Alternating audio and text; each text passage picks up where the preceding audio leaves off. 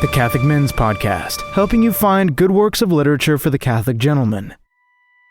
This presentation is the culmination of 8 months of study about St. John Bosco. It was given to a group of 75 faithful Catholics gathered at America Needs Fatima headquarters in Pennsylvania. Please give Mr. Matthew a very warm welcome.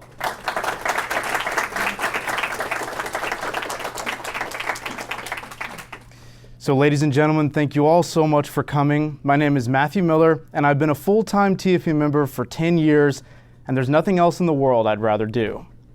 Around a year ago, I was asked to start a YouTube channel for America Needs Fatima that tells 3 stories a week about St. John Bosco. I've now performed around 100 episodes for our channel through researching 20 thick volumes that were written about his life titled The Biographical Memoirs of St. John Bosco by Father Giovanni Battista Lemoyne.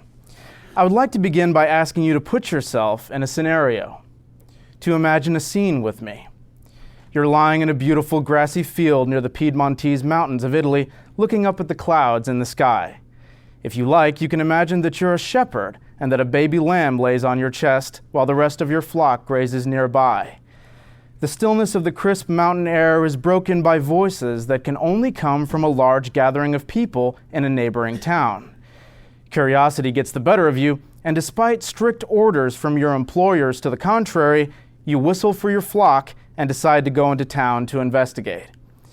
As you approach, there are hundreds of people around the churchyard in Canelli. The onlookers shush one another, and all sit still listening to a priest in the center of them who appears to be giving a sermon. But it wasn't like any sermon you'd ever heard before. It was appealing. It was memorable and relatable, but with that solidity of doctrine that comes only from a true son of the Catholic Church. The priest was trying to explain that God bene omnia fecit, that he has done all things well, as we read in the Gospel of St. Mark. Thus, people should look at everything that happens to them, good or bad, as if God directly sent it. He was trying to teach people about the wonders of divine providence. So the priest began a story to illustrate the point, and this really happened. This is a direct quote. He said, "A weary traveler stopped in the shade of some oak trees and wondered, why did the Lord give such small fruits as acorns to these huge oak trees? Look at the small, ugly pumpkin, a plant that can't even hold itself up. Why did God give it such a big fruit? Those big pumpkins would be beautiful hanging up there from those oak branches. Imagine hundreds and hundreds of them hanging from all sides of the oak tree." With these thoughts, he fell asleep. Meanwhile, a slight breeze arose, causing a small acorn to fall and hit the traveler on the nose, waking him up. "Oh Lord," he cried, coming to his feet and touching his aching nose, "you have done so well by giving so tall of a plant such small nuts. If it had been a pumpkin falling on me from that height, it would have smashed my head, and I'd be dead." Everyone nodded in agreement at the priest's wisdom. Madame Sophia, the town do-gooder who stands next to you, says, "Don't just stand there with your mouth open, child. Take off your hat and act respectfully." You had been trying to avoid her shrewd eye, but now that the game is up, you decide to ask her who that excellent priest was. Madame Sophia answered, "His name is Don Bosco, and he's just been ordained in Turin. He traveled here originally to give a sermon on Sunday only, but we enjoyed it so much that we asked him to stay and preach the entire week." How many sermons have you been to where you said, "I want this priest to preach to me every day for the entire week"? Hundreds of people from all around are coming to hear him. This man was a legendary preacher indeed, and you'll never forget the parable story, nor the man who said it either.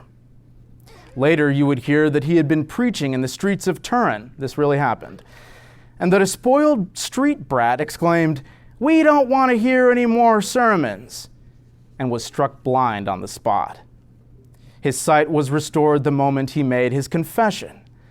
This priest was no joke, a modern-day prophet. Thus we meet the protagonist of our meeting today. His full name is John Melchior Bosco. That's something I never heard. That's a good name. But people would call him Don Bosco because the Italian title Don, in this case, means father. In other cases, it would be a title of nobility. but when it's referring to St. John Bosco, it would be like saying Father Bosco. A saint with a similar name is Padre Pio, same thing.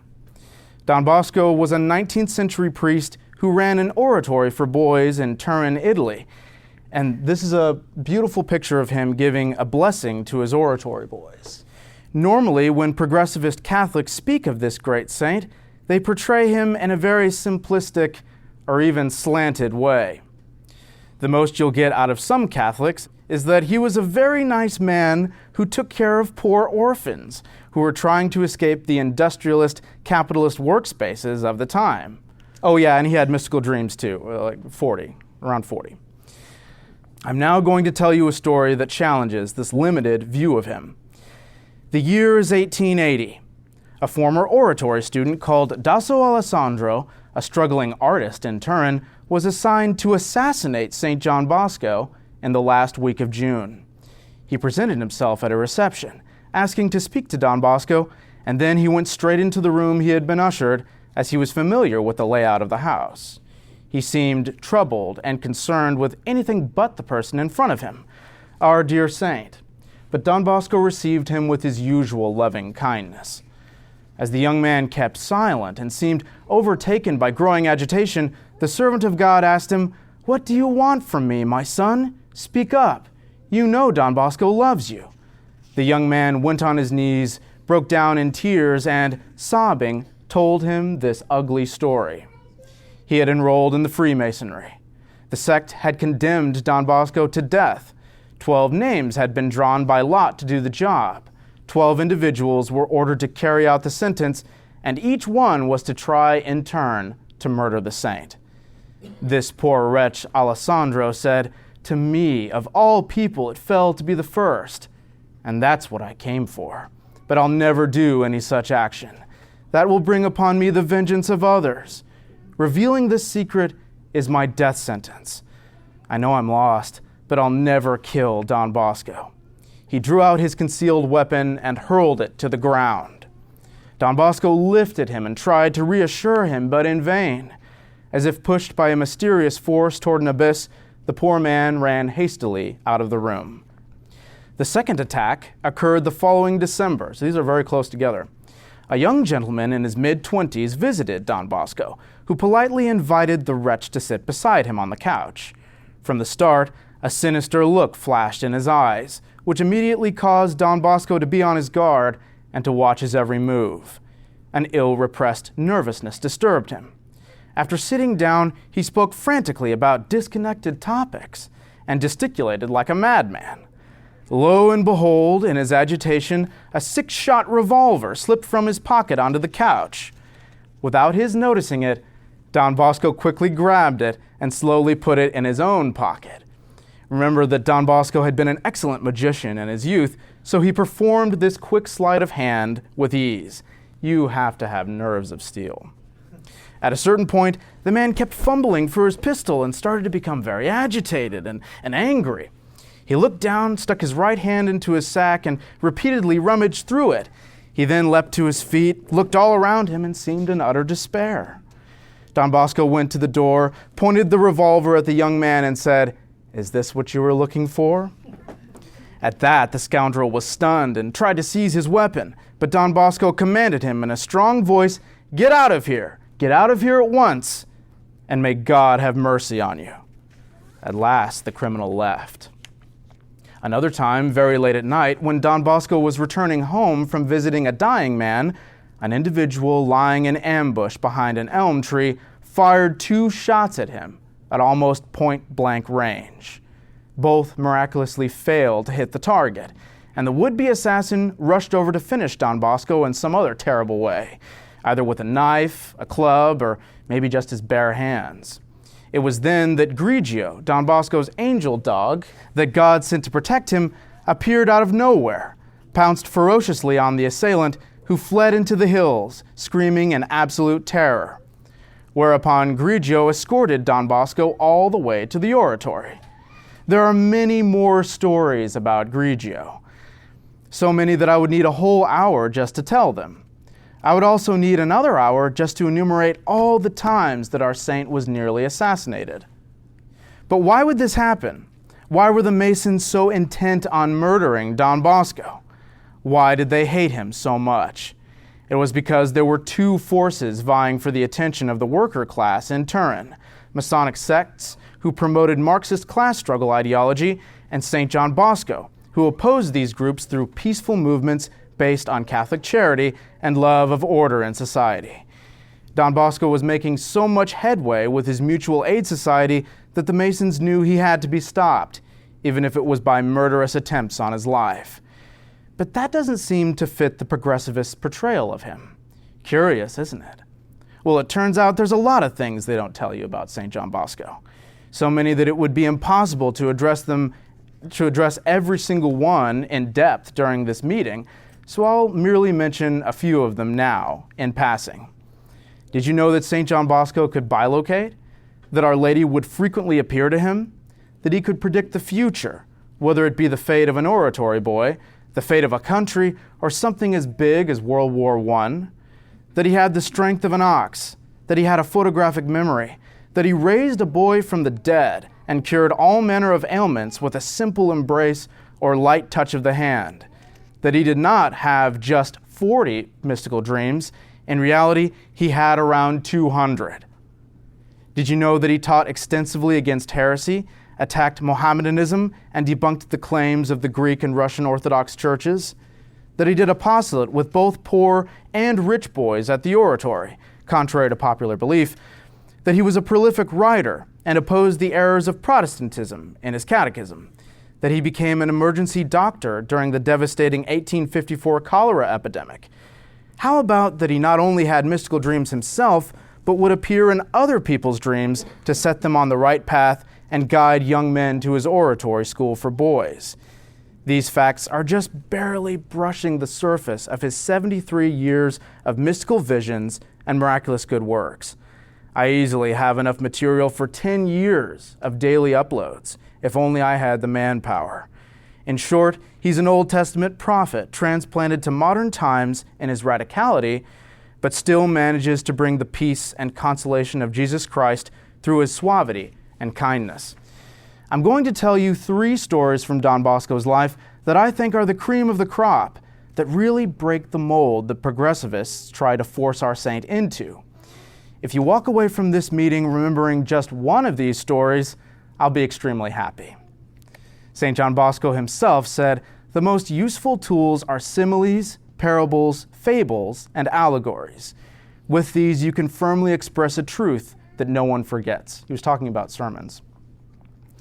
So, the first story is about a strange supernatural phenomenon that occurred at night in the oratory school for boys. It was a sign from the Blessed Mother that involved an earthquake, gusty winds, and a mysterious ball of fire. It also proves that Our Lady would appear to St. John Bosco often, a fact from his life that you never hear about. So are there any questions so far? Is everything pretty clear? Good, because I don't want to just go off and have y'all not understand anything. So, okay. Father Giovanni Bonetti narrates the event in his chronicle.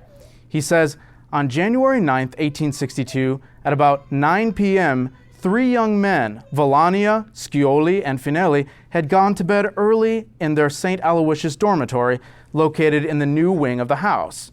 While they were chatting, engaging in objectionable talk, instead of coming with the others to the common prayers, they heard a tremor similar to an earthquake and a great whistling of the wind. And behold, at a window of their dormitory on the outer sill there appeared a fiery globe. Although the window was closed, the fireball entered through it, producing a strange noise, passed over the boys' heads, and traveled through the room from one end to the other. What do you think that ball meant? Does anybody have any ideas? It's probably chastisement, right? I was shocked when I heard this. Then, stopping in the middle, the globe divided and spread in so many flames over the whole extent of the room that it remained for an instant entirely illuminated in every corner. At the same time, they heard a noise almost like the footsteps of a man walking. After a few moments, the light again turned into a globe, went back out the same window, leaving those 3 youngsters so frightened that they hid under their blankets as soon as they could catch their breath. Others also asserted having seen a fireball over Don Bosco's room. Unfounded rumors of mysterious apparitions also spread among the students, who, struck with holy fear, hoped that Don Bosco would explain it, and he did. On Sunday evening, January 12th, Don Bosco described and explained the fireball event in minute detail to all the gathered students and artisans. He said, "This is what happened. Those who saw it are here and can confirm that it was as I described. I will say that the fiery globe passed from the dormitory into another room and disclosed an unbecoming conversation in that wing. Mind you that in this oratory there are hardened hearts that resist God's grace. They have called the Lord's wrath upon themselves and risk severe punishment. Mary Most Holy, who has always protected this house, held back these punishments with the sensible sign we have seen, mercifully limiting herself to warn those hardened hearts. I assure you that I weep with sorrow when thinking about your spiritual state. How heartbreaking it is to see people so indifferent and neglectful of their souls after receiving so many favors from heaven. If they do not decide this time to break at once with sin and surrender to the Lord, they may never again have such a grace to convert. Let me give them a piece of advice. If they don't want to give up sin, let them leave this house soon, for I cannot be responsible for what may happen to them." Now Bosco's getting radical here. "Let them think hard about it.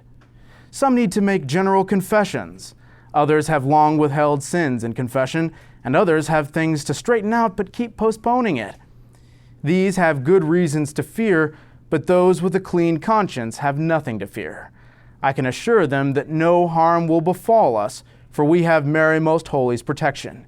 You need not fear any noise or light if you are in the grace of God. A short time ago, your consciences faced instant scrutiny, but none of you noticed it. To the good, this must be of great comfort and a pledge of their salvation. However, it should provide the carefree with an occasion for serious reflection. Today, one of you said, 'I want to leave this house. I don't want to be around these weird events happening.'" I think I might have translated that part. These weird events.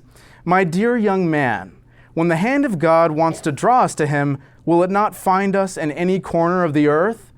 David says, 'If he ascends into heaven upon the stars, thou art there. If I descend under the earth into hell, there will I find thee.' Now let you all pray to our Lord and Our Lady to grant us all the graces necessary for our souls. I will pray to her for the good of my soul and yours as well. Now go to bed and sleep peacefully."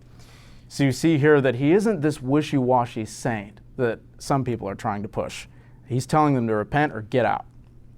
Many commented on that psalm because they thought it alluded to the notes that had been distributed a few days before. This is incredible. The gifts from Our Lady that had defined each young man according to his moral state. Don Bosco had said around Christmas, "The gift I'm going to give you tonight is not from me. In fact, what would you say if Our Lady herself came in person to each of you to say a word? If she had prepared a note for each of you to indicate what she wants from you?" Well, that's exactly how it happened. Our Lady gives each one of you a Christmas gift. So here I quote the notes collected and preserved, omitting the names, of course. We don't want that getting out. "Your negligence combined with lack of piety displeases me. Wake up." What would you do if you got that note? "You could do far more good for the good of your soul. Have recourse to me more often. Fight, and I will help you win." That one I like. I would appreciate that one. "A worm is gnawing at your soul and body. Woe to you if you do not destroy it." "Choose better companions. Don't be negligent. Pray better. Endeavor to repair the past with a better future. Why wait? You love idleness and want to pamper your taste, but you displease me and my Son, Jesus Christ. Woe to you if you do not amend." Straight from our mother there. "Your carelessness makes your labors useless. Flee idleness, study, and pray. Frequent the sacraments. Pray better. Be more obedient. Idleness and gluttony make me worry over you.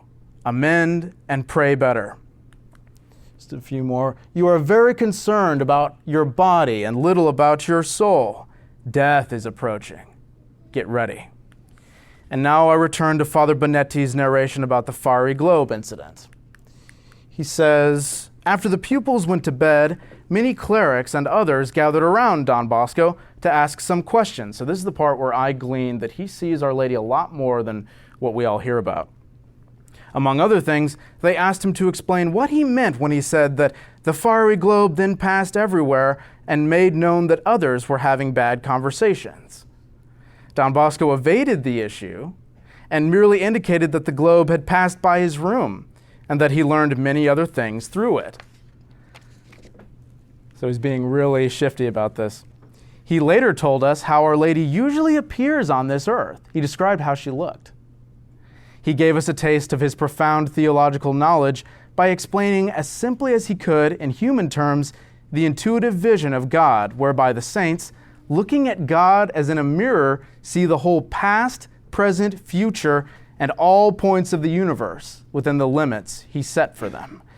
They can see all places and be present there. He went on to say that when Our Lady wants to be in some particular place, she has only to make an act of the will to be there. And for the most part, she appears dressed according to local customs. I thought that was very interesting. How would he know that? At other times, she makes her presence felt through some symbol. So that globe was Our Lady. We were amazed to hear him speak so well and with such ease about mystical things. Someone asked if he had already experienced and enjoyed such visions. He replied that he had merely learned these things from books. He said, oh no, I've just read about this a lot, right. Father Rua asked if any young oratory boys might appreciate reading them. So he called them on the carpet and said, so what books are they? Don Bosco said, smiling, that he's overly curious. He said, those who could read these books and understand them do not believe themselves so gifted. Woe to them if they did, as God would allow them to be humbled. That's very interesting. So you can see from this account that Don Bosco saw Our Lady regularly, which is incredible. I didn't have enough time to get into other situations, but he's constantly alluding to the fact that Our Lady came to him, which I had no clue of. So that's the first story, all right? So we're going to do three. This is the second story. So my second story is titled, Don Bosco Bilocates to Punish Disobedience. I had a lot of fun with this one. This is very interesting.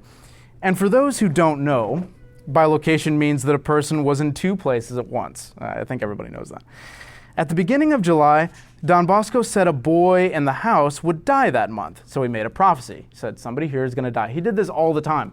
And then he would say the first letter of their last name. He'd say, it's going to begin with M, Castellano Bernardo of Chieri on July 18th died at home while Don Bosco was at St. Ignatius. So Don Bosco went to this other part of the country to take a rest because the boys would bother him all the time. And so he needed to just take a break from them. But even still, he would send letters and say, this boy's going to die, so be careful. So this young man was only 18 years old. A week later, Don Bosco told the boys in his house at St. Ignatius that he had been at the bedside of Castellano Bernardo and assisted him in his last moments. But in turn, no one yet knew about his death.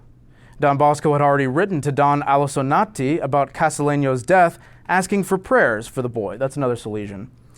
When Don Bosco arrived at the oratory, Don Bonetti questioned those with him at the exercises.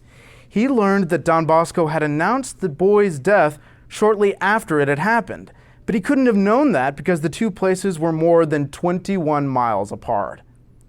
The young man's father, Chevalier Giuseppe Castellano, so he's a noble, Chevalier, confirmed to Don Bartolomeo Giotto that Don Bosco, despite being far away, publicly announced the death of his son at the very moment it had happened.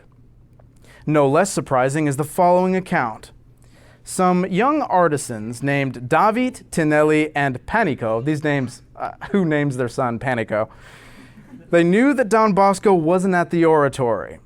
They thought they could escape the sacred evening services and not be missed on Sunday. Then, sneaking out, they they swam in the canal near the river Dorda, so they missed Mass to swim. Despite the vigilance of Don Alisonati and his assistants, the Salesian he left in charge, no one noticed them missing. Undetected that day and the next, the culprits felt safe. But they had been observed from afar by Don Bosco, who sent a letter to all the boys on Monday, the 21st. In this letter, among other things, he mentioned the incident without naming the culprits. He writes, "Dearest sons, I know you want to hear news from me, and I had to leave without saying goodbye, so I feel the need to speak to you." He's such a father to these boys. It's incredible. "I will speak frankly, as a father to his beloved children. I was a little under the weather on the evening of July 15th, so I traveled to St. Ignatius via coach. Along the journey to Caselli, I could enjoy the sun, which gave me a free steam bath because I was seated on top of the coach.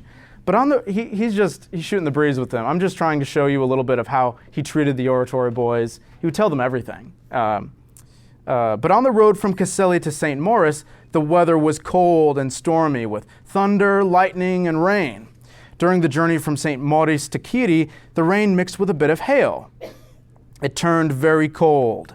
My dear boys, you should have seen Don Bosco coming down from the carriage, drenched like one of those big rats you often see coming out of the ditch behind the oratory courtyard.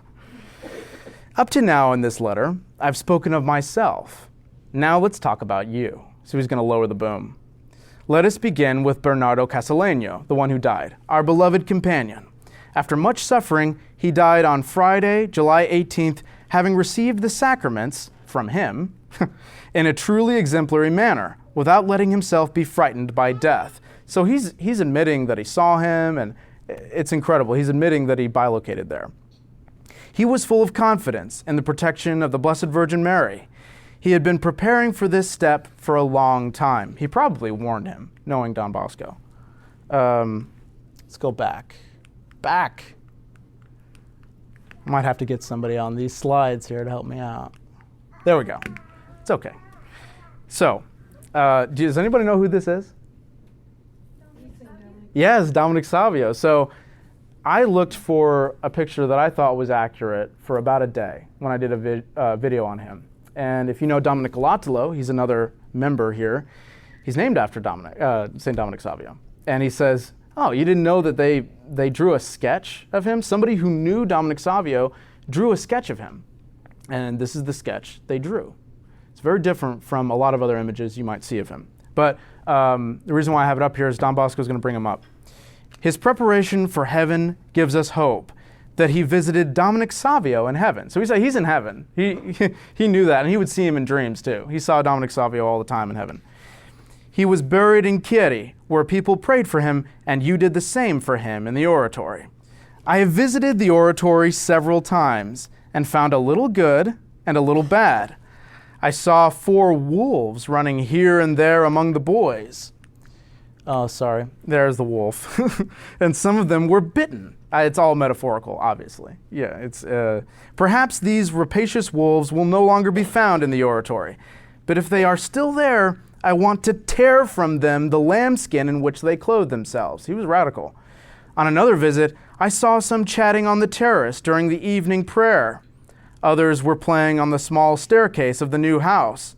I also saw some go out on Sunday mornings and miss part of the church services. I was outraged that some boys fled to swim when it was time for Mass. Poor young men, how little they think of their souls, but it doesn't end there.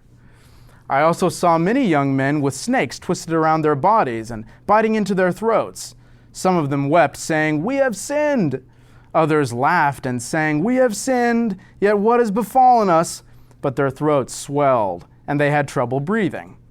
So today I see the devil turning idleness into carnage. I will soon be with you," etc., etc. "May the grace of our Lord Jesus Christ be with us always, and may the Blessed Virgin Mary preserve and console us. Amen." Can I get somebody on these slides? Thank you very much. This thing is biting the dust. There's not too many slides after this that I have to advance. So, seeing that all the boys are he continued smiling. So when he came back, he says, "Perhaps some of you will ask, How did Don Bosco know such things? I knew it through my personal telegraph machine of sorts. I can establish communication, and I see and know everything that benefits the honor and glory of God and the health of souls. I will now tell you something that I probably shouldn't, but I think it's a good idea for me to tell you so that no one thinks he can get away with things when I'm away from the oratory. Anyone who thinks he hasn't been seen is deceiving himself. Come on. And it would be best if you didn't abstain from evil only for fear of being discovered by Don Bosco. So you're saying, I shouldn't be keeping you honest. You should be keeping yourselves honest. Instead, I want you to avoid sin because you are seen by God, who will demand a rigorous account of your deeds on the day of judgment. I will tell you briefly that from St. Ignatius, I have seen the chief enemy of every one of you. I will try to speak to each of you in private and give the necessary advice to help you. So he was always watching to see who are the bad boys. What are the cliques that are forming? I'm going to break up that clique. I'm going to send that boy home. He did that all the time. I have so much love for your souls that I wouldn't stop talking because I want to tell you many beautiful things that can benefit your spiritual well-being. This was a good night talk, so he'd always talk to them before they went to bed. And he'd talk to them many other times throughout the day. But the good night talk was the main talk for the day. Here there was a pause in his speech, and Senor Oriella asked whether Don Bosco's telegraph wire allowed him to do other things from afar besides just seeing. Don Bosco laughed and answered, "Maybe those fellows received a little punishment through my telegraph line. This punishment, whether it was really through my mysterious telegraph wire or by something else, was really felt by those three. While they were in the water, they felt a lashing on their skin that made them recoil. They quickly asked a soldier swimming in the vicinity why and how he had struck them." Next. Thank you. When Don Bosco finished speaking, one of the boys, young Tinelli, turned to a nearby friend whom he had already told of his escape in secret and exclaimed in a low voice, "Now I understand those blows on my shoulders that were so strong and painful. In fact, I argued with a soldier who swam nearby, suspecting that it was him." So the one time it was documented that St. John Bosco bilocated, it was to whip 3 bad students. That really breaks the progressivist mold of him. And because of that, I love this remarkable incident from his life. Next. So that's story 2. So that's them getting out of the water. Next. Okay, so this is story 3. For my final story, I would like to recount how St. John Bosco raised a young man from the dead, which is arguably the highlight of any saint's life and is very rare in church history. Next. St. Elias is credited with performing the first resurrection on the only son of a widow. A verse from the first book of Kings recounts the incident. He cried to the Lord and said, "O Lord my God, let the soul of this child, I beseech thee, return into his body." That means a lot to me because St. Elias is my middle name. Next. And the Lord heard the voice of Elias, and the soul of the child returned into him, and he revived. Next. It is recorded in the New Testament that our Lord Jesus Christ raised Lazarus and the daughter of Jairus from the dead. I didn't know about that. I didn't know about the daughter of Jairus. But have you ever heard of St. John Bosco resurrecting anyone? This account was written by Joseph Brosio to Father John Bonetti and subsequently documented and released to the public. Here is the most extraordinary event of 1849. Next. That's not really him. That's a newspaper boy in New Jersey. I don't know, you got to find something. He's Italian, though. I mean, clearly. This is Charles, a 15-year-old boy who attended Don Bosco's oratory of St. Francis de Sales, fell seriously ill, and was at death's door. His father owned a small restaurant, and the family lived on its upper floor. The doctor told the parents that the boy was in critical condition, and they advised him to go to confession. When asked, he said he greatly desired to see Don Bosco, his ordinary confessor. Unfortunately, much to the boy's grief, Don Bosco was out of town, so they sent for the assistant pastor. The boy died less than 2 days later, repeatedly asking for Don Bosco. Soon after, our saint returned, and he learned that people had come several times looking for him. The boy, Charles, whom he knew so well, was on his deathbed and eagerly wanted to speak to him. Don Bosco hastened to the boy's house and the waiter told him, "Oh, no, it's too late. He died 12 hours ago." Don Bosco smiled and replied, "You only think he's dead. He's only sleeping." As the waiter stared at him with mocking disbelief, Don Bosco replied, "Do you want to bet a pint that he's not dead?" A pint of beer. He's betting him beer. In the meantime, the boy's parents had come downstairs and, hearing his words, told him, amid tears, that poor Charles was dead indeed. They said, no, he's really dead. "It can't be," Don Bosco replied. "Can I see him?" They immediately ushered him into the wake room, where the child's mother and aunt were praying at his bedside. I imagined it a very dark room with just a couple candles. Don Bosco drew near it, wondering, was his last confession well made? Where is his soul now? And he asked the person who ushered him into the room to withdraw. So that's interesting, because that is documented. So he didn't know everything. It was only certain things that God allowed him to know for whatever purpose. He said a short and fervent prayer, blessed the dead boy, and called him in a commanding voice, "Charles, get up." The corpse began to stir. Don Bosco quickly hid the funeral lamp. He didn't want to scare him. Ripped open the sheet and uncovered the boy's face. Charles opened his eyes as though waking from a deep slumber. He looked around and sat up, asking, "Where am I?" His gaze finally fell on the saint's face. "Don Bosco," he exclaimed, "if you only knew how much I wanted to see you. I sent for you so many times. I need you very badly. It's God who sent you. Am I glad you woke me up?" He thought I'd just been sleeping. "Me too," Don Bosco replied. "Now tell me everything you want. I'm here for you." The boy continued, "Oh, Don Bosco, I should be in hell. In my last confession, I didn't dare confess a sin committed a few weeks earlier. A bad companion talked me into it." See, that's why Don Bosco was so vigilant about bad companions. "I had a terrible dream that I was on the edge of a huge furnace, and many devils were chasing me. As they were about to push me over, a lady stepped between me and those hideous monsters, saying, 'Wait, he has not been judged.'" Who do you think that lady was? I mean, it's kind of obvious. "I was terribly afflicted. Then I heard you calling me, and I woke up. Now I want to make my confession." His mother and aunt, who had been present all along, couldn't believe their eyes. I can only imagine. At a word from Don Bosco, they hastened to summon the rest of the family, badly shaken. The poor young man had recovered from his fear of those demons long enough to begin his confession with every sign of true repentance. Finally, I don't know why he just didn't fix it in the first place. His mother and the rest of the family walked into the room as Don Bosco was giving him final absolution. Turning to his mother, Charles said, "Don Bosco is saving me from hell." Charles was entirely lucid for a couple of hours, but his body remained cold to the touch, even though he could move, look around, and talk. Among other things, he repeatedly asked Don Bosco to recommend to the boys that they always and sincerely confess their sins. Don Bosco finally said, "You're now in the state of grace. Heaven stands open for you. Do you want to go there or stay here with us?" What would you do? What do you think?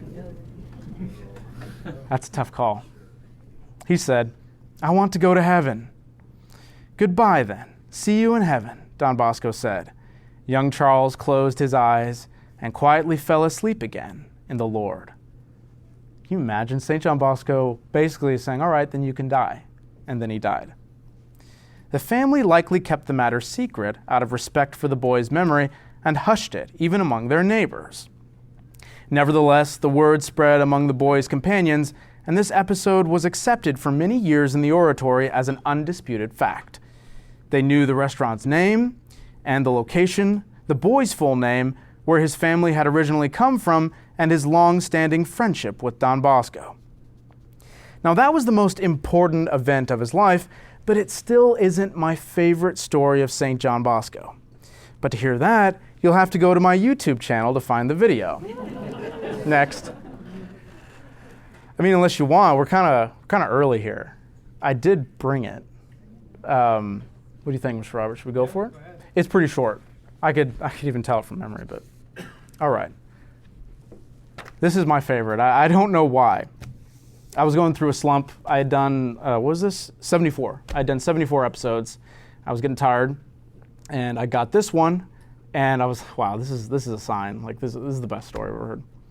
In 1884, the school inspector of La Spezia, Signore Bonino Alvaro, told us the following gracious account of something he witnessed when he attended the oratory as a catechist, being a municipal elementary teacher in 1850. So it's just proving, this is documented, okay? We have all the documents. A father had become a Protestant in Turin to receive 30 denarii, which the enemies of God paid for apostasies. 30 denarii, 30 pieces of silver. The wretch demanded that his wife and son likewise convert to Protestantism. Still, the good woman was firm in religion and held her son back also. They were Savoyards from an area in northwestern Italy ruled by the Savoy dynasty. Because of her husband's wretched apostasy, the poor mother wept and prayed for many nights. But one night, her son had a dream. He felt that he was being dragged to the temple of the Protestants and struggled in vain to resist. While he was struggling in the dream, a priest appeared, freed him, and led him away. He awoke in the morning and described the dream to his mother, who sought every chance to shelter her son in some institution, for his father would not abandon his wicked divisiveness.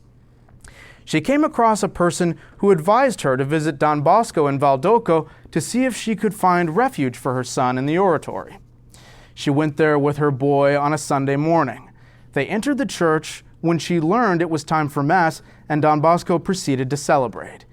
Signore Bonino Alvaro knelt beside the little boy, so this fellow's an eyewitness. Then, as soon as the boy saw Don Bosco, he cried out, "Mama, Mama, it's him! It's him! It's really him! That's the priest who appeared in my dream!" The little boy screamed, and his mother cried. That's totally what I would scream. That's amazing. After reminding the family that the church was no place to scream like that, Signore Bonino saw that he could not quiet the boy, so he led the mother and son to the sacristy. And then he heard the account of the dream and how the son recognized the liberating priest in Don Bosco. Don Bosco returned to the sacristy, and before he could remove his vestments, the boy ran to clasp his knees, pleading, "My father, save me." Don Bosco accepted the boy into the oratory, and the young man stayed there for many years. And it's not here, but he told the boy, "Don't worry, I'll be your father." So that's my favorite so far. At the end of the talk, I'll put up what's called a QR code. I had no idea what this was. And you'll be able to open your phone camera, point it at the funny-looking barcode image on the projector screen, and it will take you straight to our channel. So the channel is called The Miracles and Prophecies of St. John Bosco. You can subscribe and hear 3 stories a week at 8 a.m. every Monday, Wednesday, and Friday. Don't worry, I'll try to make it worth your while. This last week, we reached 1 million views in 7 months. And so that means people really want to hear about St. John Bosco. If you do the math, that's like 140,000 views a month. That's a lot. Next. St. John Bosco was a jewel in our history, a model of piety and a ferocious warrior against the enemies of the one holy Roman Catholic and Apostolic Church. So on this channel, we'll attempt to analyze all the facets of his pious life: prophet, diplomat, miracle worker, counselor, visionary, devotee of Our Lady, prolific writer, role model for wayward boys, founder of the Salesians, priest, rock of scandal, warrior against heresies. I can go on, but it can all be summed up with the simple phrase, Christianus alter Christus. He was Christ-like. He's the patron saint of apprentices, editors, publishers, school children, magicians, and wayward children. He's a veritable font of interesting anecdotes and inspiring stories. And I think the more we learn of and admire the saintly aspects of Don Bosco, the more we will be like him in our own lives. Thank you so much for listening. God bless you, and Our Lady keep you. Next. Thank you.